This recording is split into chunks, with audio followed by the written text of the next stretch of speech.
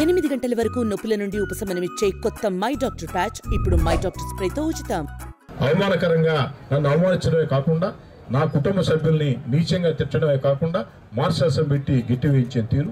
ఆ గిట్టి వేసిన తర్వాత శాసనసభ ఆవరణలో మీడియా సమావేశంలో ఒక మాట చెప్పా, అయ్యా మరో 3 రోజుల్లో గ్రాడ్యుయేట్స్ ఎన్నికల ఫలితాలు రాబోతున్నాయి.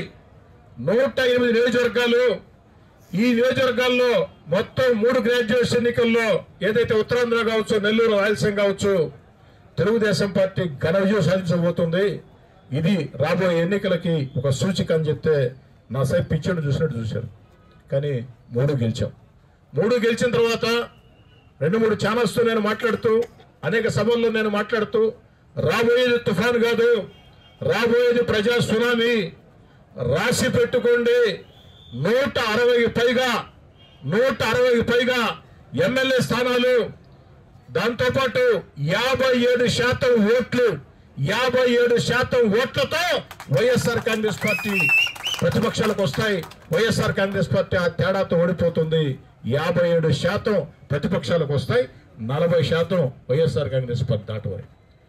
ఎన్నికల 2 రోజుల ముందు కూడా చెప్పా, కౌంటింగ్ 2 రోజుల ముందు కూడా టీవీ ఫైల్ అడిగితే 40% ఓట్ బ్యాంక్ వైఎస్ఆర్ కాంగ్రెస్ పార్టీకి దాటదు అని చెప్పని అదే జరిగింది.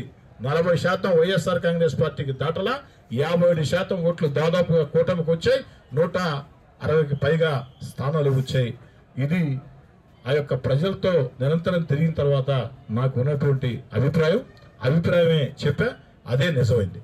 అయితే బాలకృష్ణ గారు అన్నారు ఇది ముందే ఊహించి నిర్ణయం తీసుకున్నారని. బాలకృష్ణ గారు అధికారం కోసం నేను పార్టీ మారేవాడిని అయితే 5 ఏళ్లు ప్రతిపక్షంలో ఉన్న జగన్ గారి వెంట ఆ రోజు 23 మంది ఎమ్మెల్యేలు వెళ్ళిపోయారు.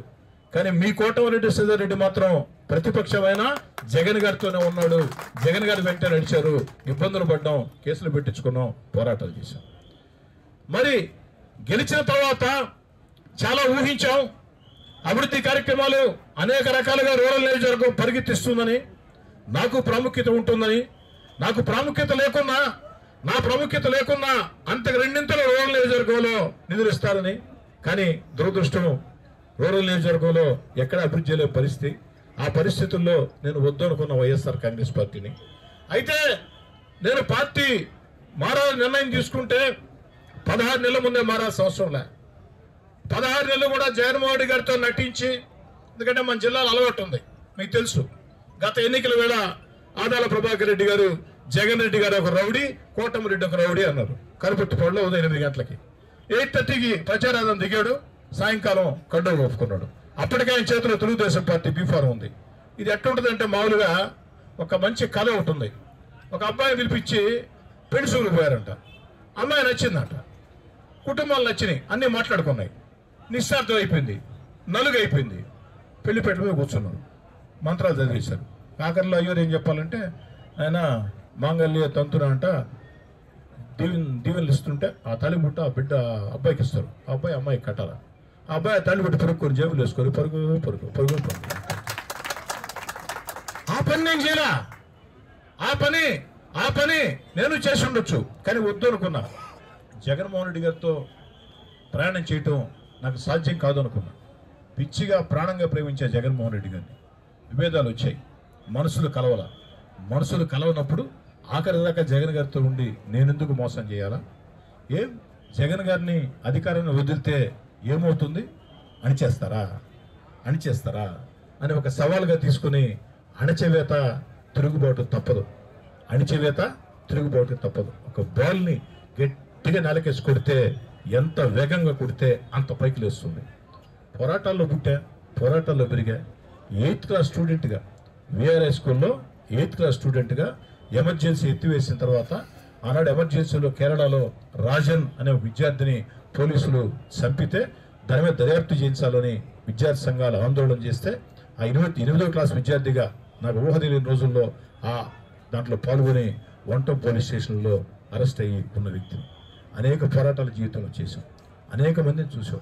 కాబట్టి నాకు నచ్చితే చిన్నవాడైనా గౌరవిస్తా, నచ్చకుంటే ఎంత పెద్దవాడైనా గడ్డి పోస్ట్ సమానంగా తీసేస్తా. నేను పొరపాటు చేయను. కానీ నన్ను అవమానాలకు గురి చేస్తే, వేధింపులకు గురి చేస్తే నిలబడ్డా. చాలామంది అనుకున్నారు పాపం కోటమిరెడ్డి సోదరెడ్డి ఎన్ని రోజులు ఉంటాడు, రేపు అయిపోతాడు, ఎల్లుండి అయిపోతాడు, అక్కడి నుంచి రౌడీల బ్యాచ్లు వస్తూ ఉన్నాయి, వాడోడు ఫోన్ చేసి నాకు కట్టేసి కొట్టుకుంటా తీసుకోపోతాను ఒకడు, ఇకపోతే సీడీఓలు దిగేశారంటే 2 ఇద్దరు డిఎస్పీలు ఇన్ఛార్జీలు అంటే లాస్ట్కి మా ఊరికి పోయి సోదరెడ్డి కాస్తులు ఏముండే సోదరెడ్డి కాస్తులు పాటుపడాలి ఉండే కోటలు గిరిజారెడ్డి ఉన్నాయి, ఆయనకి ఏం లేవా ఆయనకుండా ఏంటంటే దాంట్లో 5 ఉందా 5 ఉందా 5 చూడండి ఈ చూడండి ఎన్నో ప్రయత్నాలు చేశాను. ఏమైంది? ఇందాకే చెప్పానండి మీకు, నా భార్య నా కుమార్తెలకే ఫోన్లు చేసి ఇష్టారాజ్యంగా బెదిరించారు, దుర్మార్గంగా సోషల్ మీడియా పోస్టింగ్లు వాళ్ళకి సెండ్ చేశారు. అంతకంటే దారుణం. వాటికే భయపడాల. నా మీద పోటీ చేసిన ప్రత్యర్థులు దాన్ని గుర్తించకుండా మేం పెద్ద తోపు, మేం పెద్ద తోపు, మేం పెద్ద తోపు, చించేస్తాం, పొడి చేస్తాం, 5 రోజులు మార్చేస్తాం, ఆహా ఓహో. నైనా మన గురించి మనం కాదు చప్పట్లు కొట్టుకోవాల్సింది, జనం కొట్టాలి చప్పట్లు. మనకు మనం చప్పట్లు కొట్టుకుంటే అదెట్టా, మన ఈపు మనం మోగించుకుంటే ఏమవుద్ది, మన ఈపు మన పుట్టింది. ఇంకేనా ఇన్ని నేను అడగండి సార్.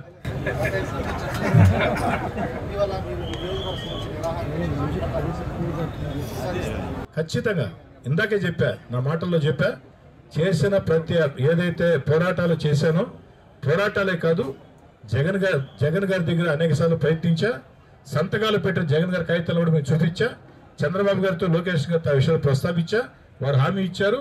నాకు ఇవ్వటమే కాదు, నెల్లూరులో ఇద్దరు కూడా వేరు సభల్లో కోటమిరెడ్డి సోదరెడ్డి గారి హామీలు ఇచ్చాం, వీటిని నెరవేరుస్తామని చెప్పారు. ఖచ్చితంగా నెరవేర్చుకుంటా. నేను పేర్లు చెప్పాలని స్వయంగా వాళ్ళకే ఫోన్ చేశాను, కానీ వాళ్ళు ఇష్టపడాల.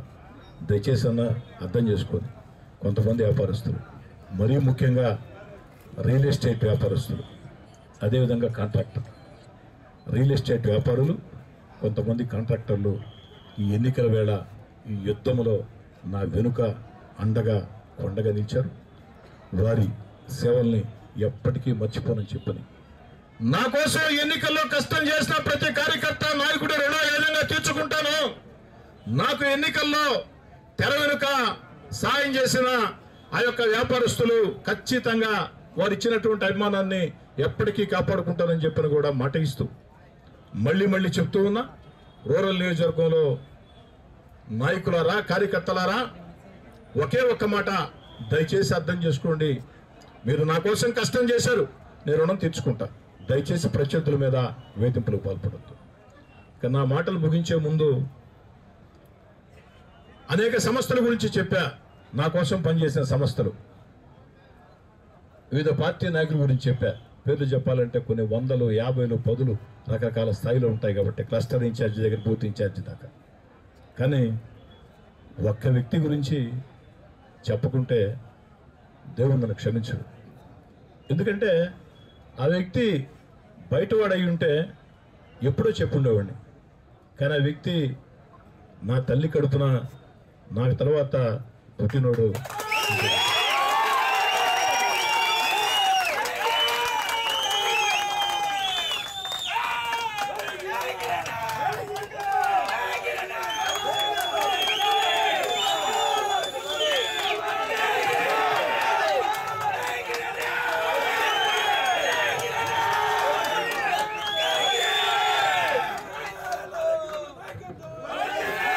నా తమ్ముడు